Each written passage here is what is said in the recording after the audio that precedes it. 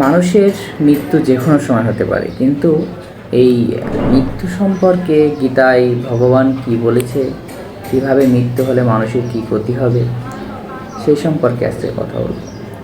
তো অষ্টম অধ্যায় 6 নম্বর শ্লোকে ভগবান অর্জুনকে বলতেছেন, যম যম অপি শরণম ভাবম তজ্জ্যোতি অন্তে কলেবরম তম তম বৈতি কান্তেয় সদা তদ্ভাব ভাবতি। এর সরলতা হলো, এক কুন্তিপুত্র অর্জুন, মানুষ মৃত্যুকালে যে ভাব স্মরণ করতে করতে দেহত্যাগ করে, সে অন্তিমভাবে সদা ভাবিত হওয়ার ঐরূপ বুদ্ধিপ্রাপ্ত হয়, অর্থাৎ সে সেই জনিতে জন্ম নেয়। হ্যাঁ, তার মানে হচ্ছে মানুষের যে মৃত্যুর সময় মানুষ যেটা স্মরণ করতে করতে মৃত্যুবরণ করে, সে সেই রূপভাবে পরের জন্য জন্মগ্রহণ করে। আর যে ভগবানের চিন্তা করতে করতে মৃত্যুবরণ করে, সে ভগবানকে প্রাপ্ত হয়। তাহলে এখন প্রশ্ন হচ্ছে, তাহলে আমরা সবাই মৃত্যুর সময় ভগবানকে স্মরণ করব।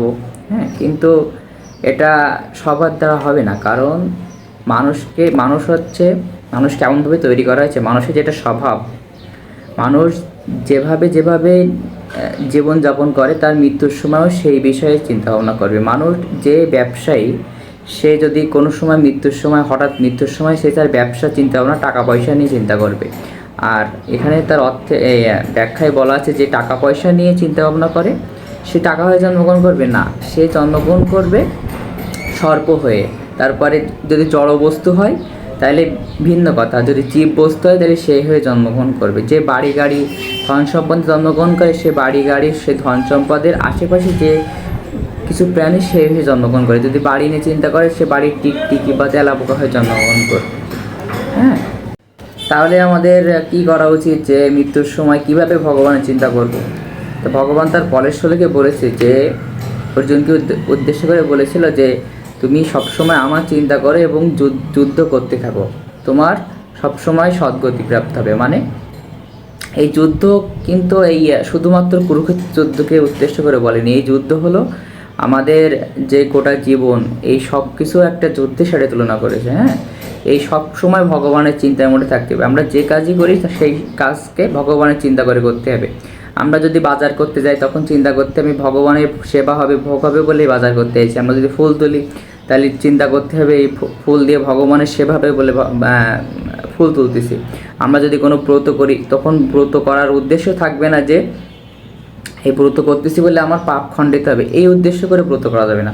ব্রত করতে হবে যে আমি যদি একাদশী ব্রত বা যে কোনো ব্রত করার ফলে ভগবান সন্তুষ্ট হবে, ভগবান আনন্দ পাবে, এই ভেবে ব্রত করতে হবে। তখন সব কিছুতে যখন ভগবানের চিন্তা থাকবে, তখন মৃত্যুর সময় ভগবানের চিন্তা এমনি আসবে।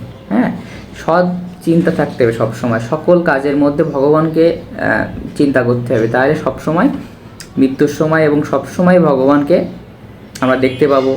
আমাদের মৃত্যুর সময় ভগবানের চিন্তা আসবে এবং আমাদের মৃত্যুর পরে আমরা ভগবানকেই পাবো। আর যদি এই সাংসারিক জাগতিক বিষয় চিন্তা করতে করতে জীবনযাপন করি, সবসময় এই বিষয়ে চিন্তা করি, তাহলে মৃত্যুর সময়ও আমাদের এই চিন্তা চলে আসবে এবং আমরা সেই জনিতে বা সেই রূপ ধারণ করে পরবর্তী পুনর্জন্ম গ্রহণ করবো। হ্যাঁ, সেই জন্য আমাদের উচিত সবসময় ভগবানের চিন্তাধারায় থাকা, সকল কাজ কর্মকৃতে সব কিছুতেই ভগবানকে চিন্তা করা।